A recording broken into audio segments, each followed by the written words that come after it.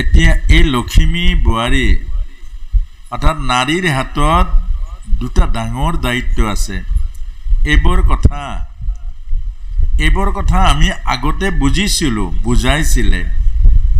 আগত মাক আৰু আইতাসকল বহুত জ্ঞানী আৰু গুণৰ অধিকাৰী আছিলে।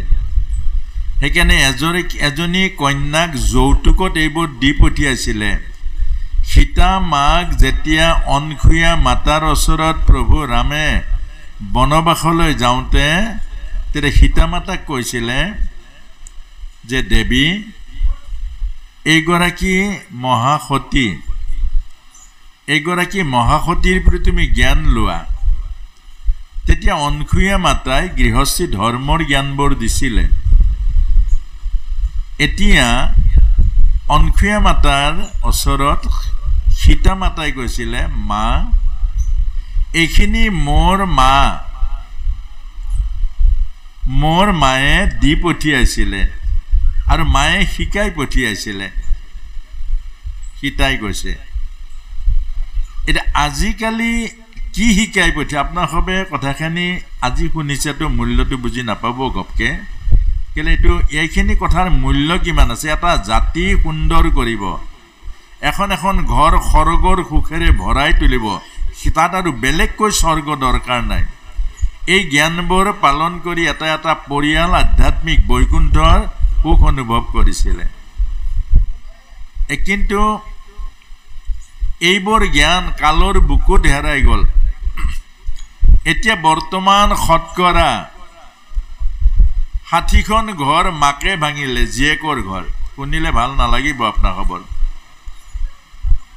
কেনেকে ভাল কৰিলে, ভাঙিলে? জীয়েক গৈ কইনা ৰূপে সাজি বিয়া পাতি পিছদিনা যেতিয়া ঘৰলৈ গ'ল, মোবাইলটো ল'লেই হাতত। ইয়াৰ পৰা বুদ্ধিবোৰ দিয়া আৰম্ভ কৰিলে। মাকে ছোৱালীক নিজৰ জীয়েকক বিয়া দিলে মানে কি? সেইখন ঘৰত সম্প্ৰদান কৰিলে। সেইখন ঘৰৰ মতে চলিব নে আপোনাৰ মতে চলিব? এতিয়া বহু মাকে মাকৰ মতে চলিবৰ ব্যৱস্থা কৰে। ফোন লগাই, শাহু এজনী বৰ ভাল নহয়, বেছি পাত্তা নিদিবি। এই নন্দেকজনী যে আছে সেইজনী বৰ ঠিক নহয়, অমুকক মাতিবি, তমুকক কৰিবি, মানুহজনক বস কৰিবি। এইবোৰ ইয়াৰ পৰা বুদ্ধি দিয়ে। হয়নে নহয় বিচাৰ কৰি চাব। আৰু যেতিয়া এই মাকৰ বুদ্ধিমতে সেইখন ঘৰত তাই চলিব, পদে পদে কাজিয়া লাগিব, পদে পদে সমস্যা হ'ব। শাহুৰ লগত বেয়া হ'ব, শহুৰৰ লগত বেয়া হ'ব, নন্দেকৰ লগত বেয়া হ'ব, ঘৰখন অশান্তিৰ হ'ব। অৰ্থাৎ আগৰ দিনৰ ঋষিসকলে এই কথাটো কৈছিলে যে কন্যাগৰাকী বিয়া দিয়াৰ পাছত তাইৰ এটা সন্তান নোহোৱালৈকে মাক যাব নোৱাৰিব। কেলে? সেইখন ঘৰ এখন পৰৰ ঘৰ নিজৰ কৰি লোৱা বহুত টান কাম। এখন নতুন ঘৰ নিজৰ কৰি লোৱা, এখন নতুন ঘৰক তাই মিলাই লোৱা কিমান টান কাম। তাই বহুত যুদ্ধ কৰিব লাগিব, কষ্ট সহ্য কৰিব লাগিব। যদি মাকে ইয়াৰ পৰা কৈ থাকে তেতিয়াহ'লে সেইখন ঘৰত তাইৰ মনটো নবহিব। আৰু অকণমান কাজিয়া লাগিলে মাকে ক'ব, গুচিয়া। আৰু অকণমান কিবা মনোমালিন্য হ'লে মাকে বুজাব, সেই মাৰ মানুহবিলাক বেয়া, সেই বংশটোও বেয়া, সেই মানুহঘৰ বেয়া। অৰ্থাৎ তাইৰ মনত যেতিয়া এই বেয়া ভাৱ সোমাব, সেইগৰাকী কন্যাই সেইখন ঘৰত চলিব নোৱাৰে। এইবোৰ বৰ সৰু সৰু কথা দেখাত, কিন্তু বৰ দৰকাৰী কথা। আজি আপোনাসবে নাজানে, আমি অকল কিতাপ পঢ়ি আপোনাসবক কথা ক'বলৈ অহা নাই। আমাৰ জীৱনটো আপোনাসবে বুজি নাপাব। আমি এইবোৰ বাস্তৱ টাউনে টাউনে, চহৰে চহৰে, ধনী ধনী মানুহৰ ঘৰে ঘৰে এইবোৰ আমি গৱেষণা কৰি কৰি আহি আপোনাসবক, আৰু এইবোৰে ভাগৱতত লিখা আছে। আজিৰ পৰা 5000 বছৰ আগত লিখিছে আজিৰ বৰ্তমান সময় আৰু সমাজ কেনেকুৱা হ'ব। 5000 বছৰ আগত সেইকাৰণে ঋষিমুনিসকলে সেইবোৰ ধৰ্ম আমাক দিছিলে কিন্তু সেই ঋষিমুনিৰ ধৰ্ম আমি গীতা ভাগৱতৰ ধৰ্ম কাহিনী বাই ধোঁৱা চাঙত চালোঁ এতিয়া আমাৰ মনৰ ধৰ্মত চলা আৰম্ভ কৰিছোঁ সেইকাৰণে আমাৰ এতিয়া জীৱনৰ দুৰ্যোগবোৰ আহিছে গতিকে এতিয়া আমাক বুজাইছে এগৰাকী আয়ে থিওৰি আৰু প্ৰেক্টিকেল দুইটা শিকাব লাগিব ছোৱালীজনীক আপুনি এটা স্বামী সেৱা কৰি দেখুৱাব লাগিব তেতিয়াহে তাই গৈ স্বামী সেৱা কৰিব হয়নে নহয় বাৰু মাকে স্বামী সেৱা কৰা দেখিলেহে জীয়েকে গৈ স্বামী সেৱা কৰিব নাই আচ্ছা মাকে যদি কাহানিও স্বামী সেৱা নকৰে মাকে যদি স্বামী সেৱাৰ অৰ্থ বুজি নাপায় তেতিয়া জীয়েকে গৈ স্বামী সেৱা কৰিব জানো কক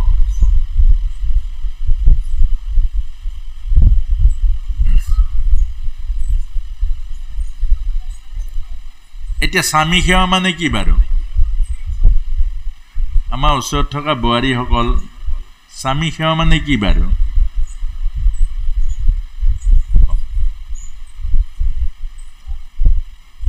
স্বামী সেৱা মানে কি কোৱা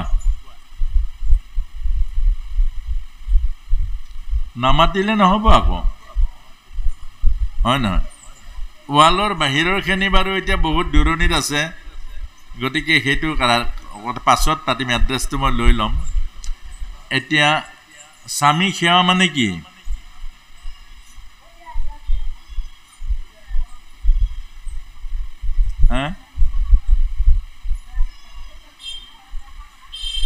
কি শুশ্ৰূষা কৰা স্বামী সেৱা মানে কি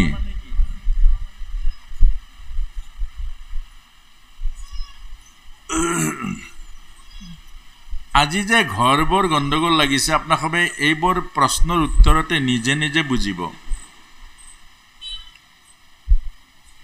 আজি যদি আমি জ্ঞানবোৰ যিবোৰ ভাৰতীয় ঋষিসকলে দিছে সেই জ্ঞানবোৰ কাহানী বাই থাকিলে আমি এৰিলোঁ নহ'লে আমি জন্ম দিয়া আপোনালোকে জন্ম দিয়া এজন এজন পুত্ৰ এনেকুৱা আপোনালোকে অত্যাচাৰ কেনেকৈ কৰিব পাৰে আজি নাৰী জাতিটোক যে অত্যাচাৰ কৰিছে এইবোৰ সন্তান নাৰীহে জন্ম দিছে ৰবট নহয় আপোনালোকে জন্ম দিয়াৰ গণ্ডগোলৰ কাৰণেই সেইবোৰ হৈছে আজি এটা এটা সন্তানে কেনেকৈ নাৰী জাতিটোক অত্যাচাৰ কৰিছে ধৰ্ষণ কৰিছে হত্যা কৰিছে তেল ঢালি জ্বলাইছে এইবোৰ কি এইবোৰতো সন্তান কোনোবা মাকৰ সন্তান কিয় এনেকুৱা হৈছে এই কথা কৈছে স্বামী সেৱা হ'ল আমাৰ কপালৰ সেন্দুৰ হাতৰ খাৰু ডিঙিৰ মংগলসূত্ৰ এই তিনিটা হ'ল স্বামী সেৱা এই তিনিটা বস্তুতে স্বামীৰ আয়ুস থাকে স্বামীৰ শ্ৰী থাকে স্বামীৰ উজ্জ শক্তি থাকে এখন ঘৰৰ শ্ৰী উজ্জ শক্তি আৰু সুখ শান্তি থাকে এই তিনিটা বস্তু এই তিনিটা বস্তু হ'ল স্বামীৰ সাধনা ৰক্ষাৰ তেজ বীৰ্যৰ মূল কাৰণ অৰ্থাৎ সাবিত্ৰী উদাহৰণস্বৰূপে সাবিত্ৰীয়ে সত্যবানক বিয়া পাতিবলৈ খোজোতে তে কৈছে এওঁৰ আয়ুস নাই মাত্ৰ 2 মাহ আয়ুস আছে তুমি পাছত বিধৱা হ'বা বিয়া নাপাতিবা তেতিয়াহ'লে মই মনেৰে বৰণ কৰিলোৱেই নহয় স্বামী মই মনেৰে স্বামী দেহৰ নহয় স্বামী ভাৱনাৰ স্বামী শ্ৰদ্ধাৰ মই ভাৱনাৰে স্বামী বৰণ কৰিলোঁ মই এতিয়া পৰিৱৰ্তন কৰিব নোৱাৰিম কিন্তু 2 মাহ পাছত বিধৱা হ'বা কিন্তু স্বয়ং যম আহিব লগা হ'ল সত্যবানক নিবৰ কাৰণে তাৰ পাছতে যমে পূৰ্ণ আয়ুস দিলে নিব নোৱাৰিলে কেলে আমাক বুজাইছে এগৰাকী নাৰীৰ স্বামী সাধনা হ'ল স্বামীৰ ৰক্ষা কবচ এগৰাকী নাৰীৰ হাতত আছে স্বামীৰ জীৱন এগৰাকী নাৰীৰ হাতত আছে গৃহস্থীৰ সুখ আৰু শান্তি এগৰাকী নাৰীৰ হাতৰ মুঠিত আছে এখন এখন ঘৰৰ সুখ শান্তি আৰু সৌভাগ্য মনত ৰাখিব আৰু এটা উদাহৰণ দিছো সেই উদাহৰণটো হ'ল তুলসী মাৰ গিৰিয়েকৰ নাম আছিলে শংখচূড় শংখচূড় অসুৰ আছিলে দৈত্য শংখচূড়ক মাৰিবৰ কাৰণে দেৱতাসকলে ভগৱান বিষ্ণুৰ ওচৰত গৈ বহুত কাকুতি কৰিলে ভগৱান বিষ্ণুৱে ক'লে যে মই মাৰিব নোৱাৰো বোলে আপুনি নোৱাৰা কাম কি থাকিব পাৰে কৈছে এগৰাকী নাৰীৰ সতীত্বক মই অতিক্ৰম কৰিব নোৱাৰো তাইৰ এই শংখচূড়ৰ আয়ুসটো শংখচূড়ৰ শক্তি সামৰ্থ্য তুলসী তেওঁৰ পত্নীয়ে ধৰি ৰাখিছে তুলসীৰ সতীত্ব হৰণ কৰিলেহে শংখচূড় বধ কৰিব পাৰিম আৰু সেই তুলসীৰ সতীত্ব হৰণ কৰি শংখচূড়ক বধ কৰিলে আৰু তাৰ ওচৰত আৰু এটা উদাহৰণ আছে সতী ৰাধিকা শ্ৰীমন্ত শংকৰ গুৰুজনাই যেতিয়া শান্তি জান বান্ধতে সতী ৰাধিকাৰ তিনি কাঠিৰ পলত পানী আনিলে তেতিয়া সুধিছিলে যে তই এই যে দুআঙুল কমিলে পানী আনোতে এটো কি কাৰণত কমিলে পানীটো আনিলি ঠিকই দুআঙুল বোলে এদিন বৰজনা আহিছিলে কলপাত কাটিবলৈ কাঁচিখন দলি মাৰোতে অৰণিখন খহি পৰিলে চকুৱে পৰিলে দুআঙুল কমি গ'ল তাৰ পাছত যা ক'লে অৰ্থাৎ স্বীকাৰ কৰিলে প্ৰায়শ্চিত্ত হয় পিছৰবাৰ ভৰ্তি হৈ আহিলে আৰু এই কথাটোকে আমাক বুজাইছে নাৰীৰ যিটো সতীত্ব সেইটো হ'ল স্বামী সেৱা স্বামী সাধনা আৰু গৃহস্থী ধৰ্ম এটা বহুতে ভাবিব ইয়াতনো কি আছে সেন্দুৰটো দোকানৰ পৰা 20 টকাত কিনি আনে টেমা এটা লগাই ল'ব লাগে তাত কি মহত্ব আছে তাত মহত্ব আছে এটা বহুৱায়ে লগোৱা ফটবোৰ পিন্ধে আপোনালোকে লগোৱা ফট পিন্ধিছে চাগে এই যে লগোৱা ফটটো পিন্ধে নিজকে আপুনি সুধি চাওক এই লগোৱা ফটটো এতিয়াই ক'লে আপুনি এৰুৱাই থৈ দিব বেৰত আকৌ পিন্ধতে আকৌ লগাই দিব কি ভেলু আছে একো ভেলু নাই লগোৱা ফটটোৰ কোনো মূল্য নাই আপুনি লগে লগে এৰুৱাই দিব লগে লগে থৈ দিব এতিয়া যদি কোনোবা কাই আকৌ এৰুৱাই পেলাই থৈ দিব সেন্দুৰৰ ফটটো মুচক চাওঁ আপুনি কোন গৰাকী আছে কপালৰ সেন্দুৰৰ ফটটো মুচক কপালত যিটো সেন্দুৰৰ ফট লয় সেইটো মুচি চাওক কোনে পাৰিব সেইটোৰ মূল্য আছে সেইটোত মূল্য আছে সেইটোত ভাৱ আছে সেইটোত শক্তি আছে আৰু সেইটোৱে হ'ল স্বামীৰ আয়ুস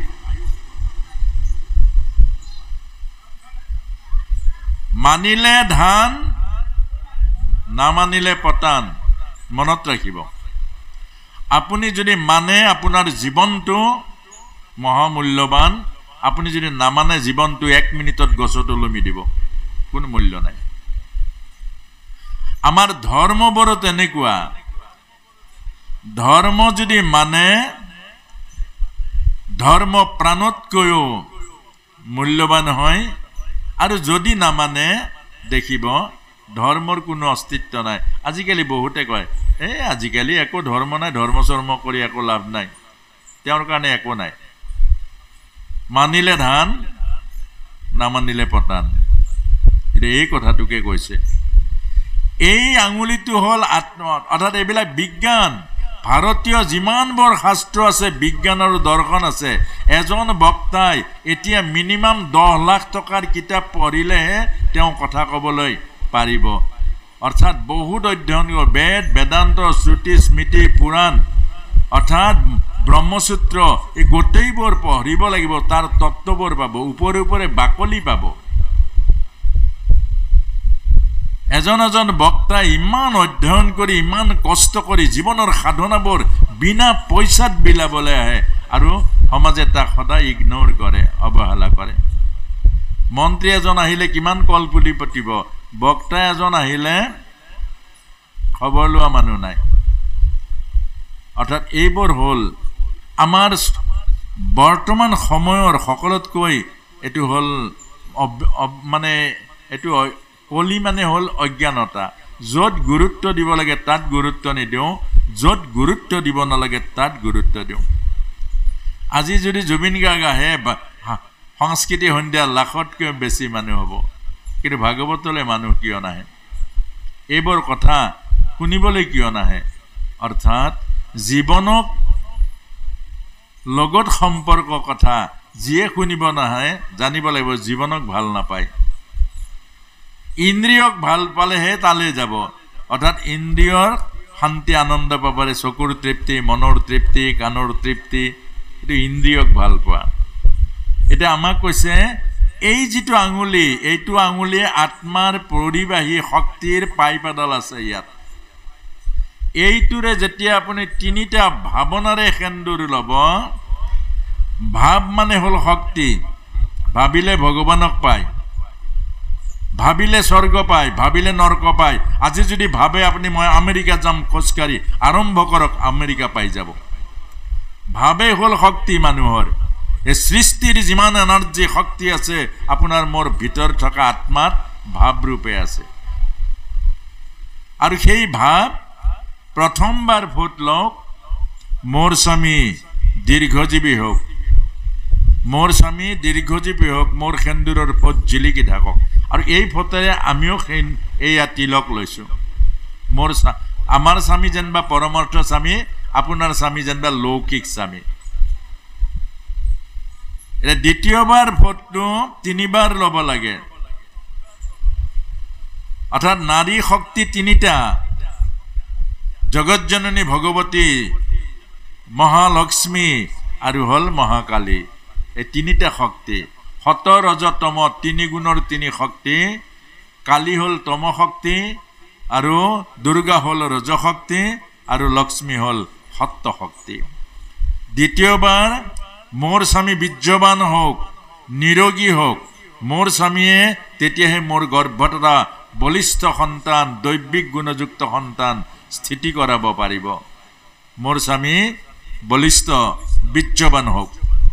3 নম্বৰ, মোৰ স্বামী শ্ৰী সমাজৰ মাজত জিলিকি থাকক, মোৰ স্বামী সমাজত জিলিকি থাকক। এই 3টা ভাৱনা, 3টা শক্তিয়ে এটা সেন্দুৰৰ ফটোত থাকে। কিন্তু আপোনাৰ খবৰ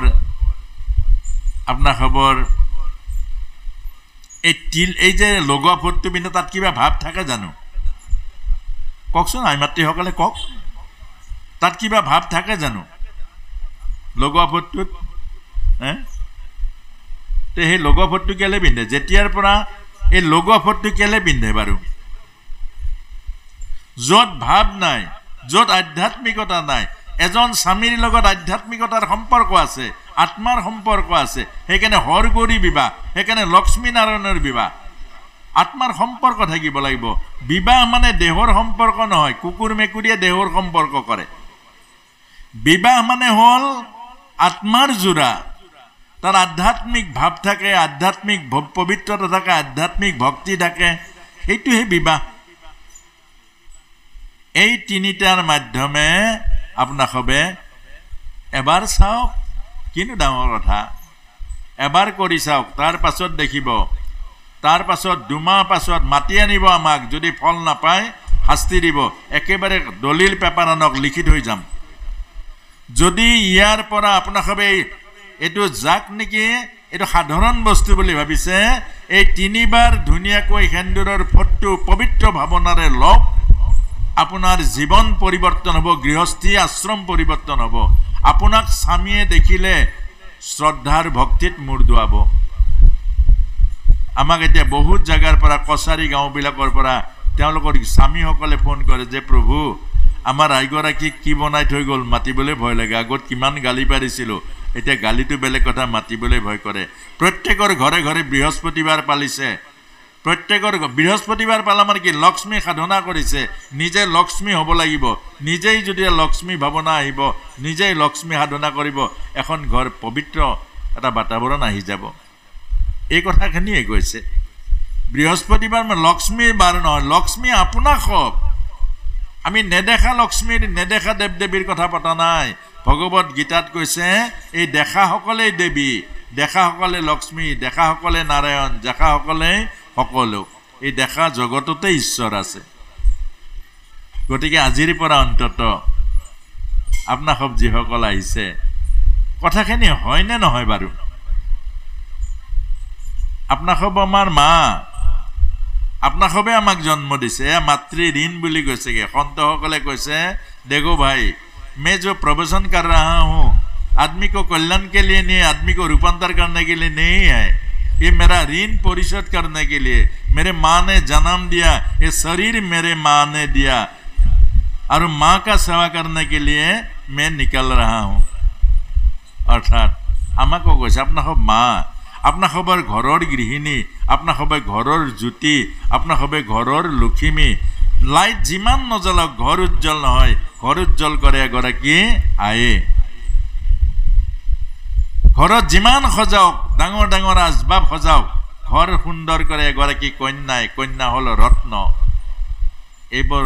এইবোৰ আমাক শিক্ষা দিছে আজিৰ পৰা অন্তত যদি হয় আজিৰ পৰা লগোৱা ফোট নলগাব লগোৱা ফোট লগাওয়াৰ কাৰণে ফোট যেনেকৈ ক্ষণস্থায়ী লগে লগে এৰুৱাই দিব পাৰে আজি প্ৰায় স্বামী হেবাৰ যাৰ সম্পৰ্কবোৰ তেনেকৈ হৈছে যা আঁতৰি যা গুচি যা পটকে গুচি যাব তৎক্ষণাত গুচি যাব এজনী ভাৰজাক যদি গিৰিয়েকে খঙতে কয় ওলাই যা ঘৰৰ পৰা লগে লগে ওলাই যাব ল'ৰা ছোৱালী এৰি থৈ যাব কেলে ইমান ঠুনুকা কেলে হৈছে এইকাৰণে হৈছে অৰ্থাৎ আমাৰ এই গোটেই বস্তুবোৰ আধ্যাত্মিকতাটো আমাৰ হেৰাই গৈছে বহিৰ সম্পৰ্কবোৰ হৈছে বহিৰ সম্পৰ্কবোৰ গতিকে আপোনাৰ হবে আজিৰ পৰা অন্তত এই সেন্দুৰৰ ফোটটো ভাৱনাযুক্ত ফোটটো আধ্যাত্মিকতাৰে ভৰা ফোটটো ল'বলৈ যত্ন কৰক আপোনাৰ হবে যে হনুমানক ফোট সেন্দুৰ দিয়ে কেলে দিয়ে বাৰু এইকাৰণে দিয়ে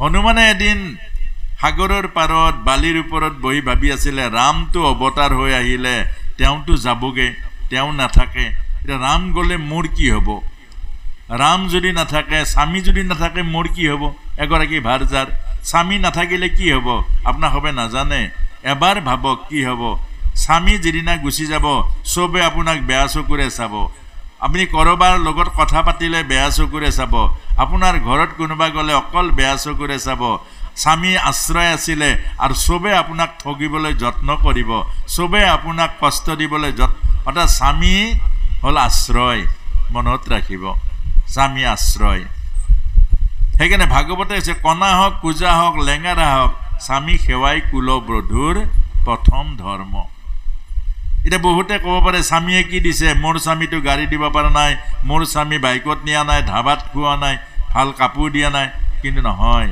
এইবোৰ বাহিৰৰ বস্তু আপোনাৰ স্বামীয়ে শিৰৰ সেন্দুৰ দিছে কোটি টকাৰে সেন্দুৰ কিনিব নোৱাৰে আপোনাৰ স্বামীয়ে মাতৃত্বৰ সোৱাদ দিছে আপোনাৰ গৰ্ভত এটা সন্তান দিছে তাতকৈ নাৰী জন্মৰ আৰু কি ডাঙৰ প্ৰাপ্তি আছে গতিকে সেইটো লওক পজিটিভ থিংকিং এই বাহিৰৰ কাপোৰ দিয়া ধন দিয়া পইচা দিয়া এইবোৰ বাহিৰৰ বস্তু এইবোৰে মানুহক সুখী নকৰে মানুহক সুখী কৰে নিজৰ পবিত্ৰ সাধনা আৰু ভাৱনাৰ দ্বাৰা গতিকে আজিৰ পৰা অন্তত নহাসকল নাই স্বামী যদি সুন্দৰ হোৱাটো বিচাৰে স্বামী যদি আয়ুসটো পৰিপূৰ্ণ পোৱাটো বিচাৰে আপোনাৰ ঘৰখন যদি সুন্দৰ হোৱাটো বিচাৰে আজিৰ পৰা অন্তত স্বামী সেৱা অৰ্থাৎ কৰক মনুৱাদি ঋষিয়ে কৈছে যি সাধৱা নাৰীয়ে হাতৰ খাৰু নিপিন্ধে সেইগৰাকীৰ হাতে পানীও খাবলৈ মানা কৰিছে জিয়া বিধৱা বুলি কয়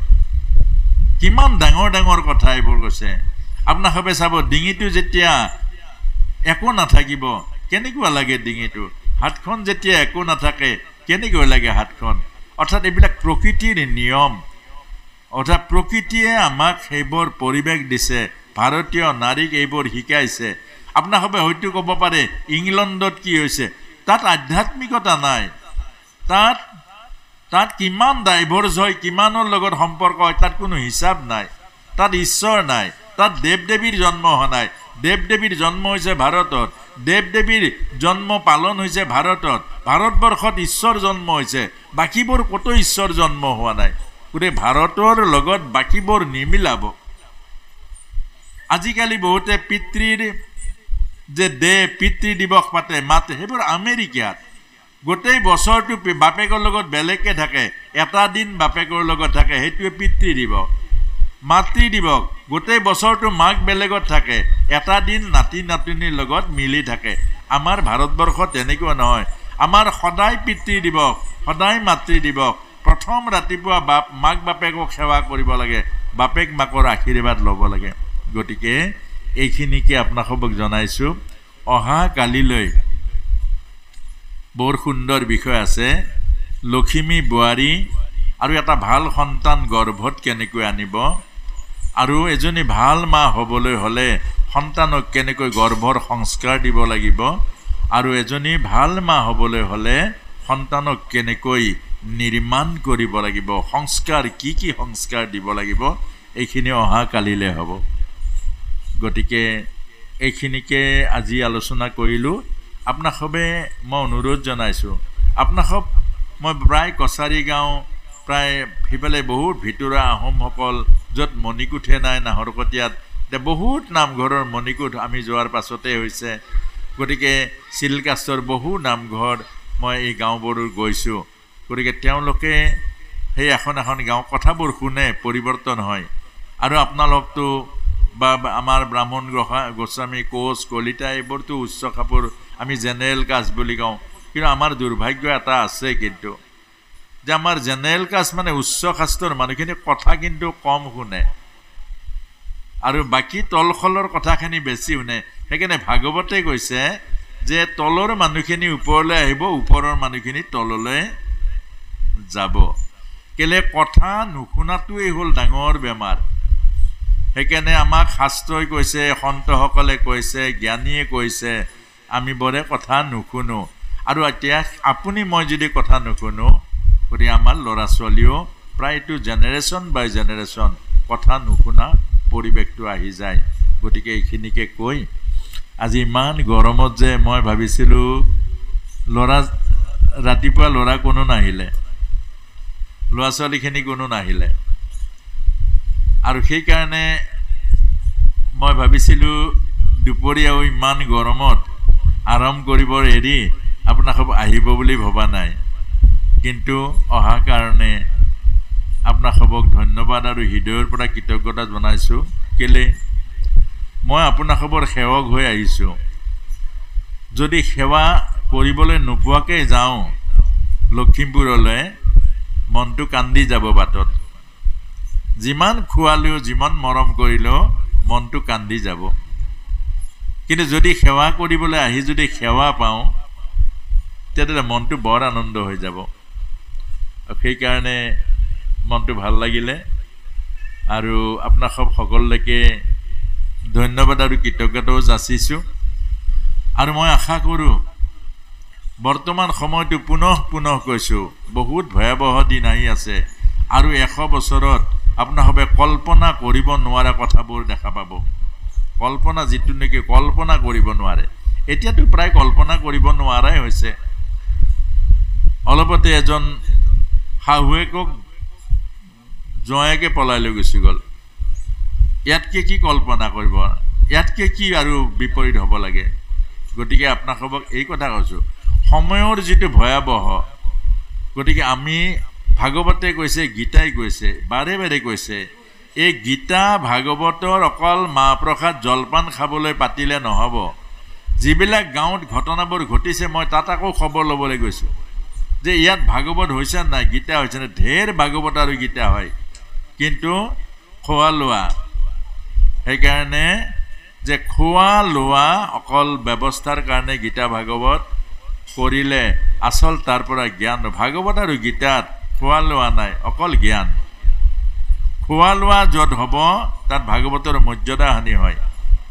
ভাগৱত আৰু গীতাৰ য'ত বহিৰ অৰম্বৰ হ'ব তাত ভাগৱতৰ মৰ্যাদা বা ভাগৱতৰ যিটো মৰ্যাদা লাঘৱ হয়। গতিকে সেইটো নকৰিব ঠিক। ভাগৱত আৰু গীতাৰ অৰ্থাৎ গীতাই জ্ঞান দিছে, ভাগৱতে আচৰণ দিছে। আৰু আজিও আপোনাসবে এই কথাখিনি পালিব বুলি ভাবিছোঁ। আপোনাসক প্ৰত্যেকৰে জীৱন বৰ সুখৰ হ'ব, শান্তিৰ হ'ব, মংগলময় হ'ব। আৰু অহাকালিলৈ এজনী লখিমী বোৱাৰী, এইটোহে কম্পিটিশ্যন কৰিব লাগে, কোন আগত যাব পাৰে। আদৰ্শ বোৱাৰী এজনী হোৱাটো বহুত টান কাম। এজনী আদৰ্শ বোৱাৰী, গাঁওখনৰ আদৰ্শ বোৱাৰী হওক। অন্তৰ বোলে নোৱাৰোঁ মই প্ৰথম আমাৰ বংশৰ আদৰ্শ বোৱাৰী, কম্পিটিশ্যন কৰিব লাগিব। মই আমাৰ বংশটোৰ এগৰাকী আদৰ্শ বোৱাৰী হ'ম। আৰু প্ৰতিগৰাকী বোৱাৰীক ক'ব, যা অমুকক চায়া, তেওঁৰ পৰা শিকিয়া। এইটো আদৰ্শ বোৱাৰী। মই এই গাঁওখনৰ এগৰাকী আদৰ্শ বোৱাৰী হ'ম। গাঁৱৰ মানুহৰ ঘৰে ঘৰে চৰ্চা চলিব যে অমুকৰ বোৱাৰীজনীহে বোৱাৰী। অ' বোৱাৰী, অমুকৰ বোৱাৰীজনীৰ এবাৰ আদৰ্শ লৈ আহিবা, আদৰ্শ এখন লৈ আহিবা। এনেকৈ গাঁওখনৰ, সমাজখনৰ আগবাঢ়িব। গতিকে আজি যেনেকৈ এজনী কৈৱৰ্ত পূৰ্ণানন্দৰ পত্নী যে ৰাধিকাৰ নাম আজি ব্যাসপীঠ গীতাত ল'ব লগা হৈছে, কেলে হৈছে? গুণৰ পূজা আছে, ৰূপৰ পূজা নাই, জাতিৰ পূজা নাই, সংস্কৃতিৰ পূজা আছে। মনত ৰাখিব, যি জাতিয়ে নিজৰ সংস্কৃতি পাহৰিলে জাতিৰ গুণগান কৰাজনো নৰকলৈ যাব। গুণৰ পূজা আছে।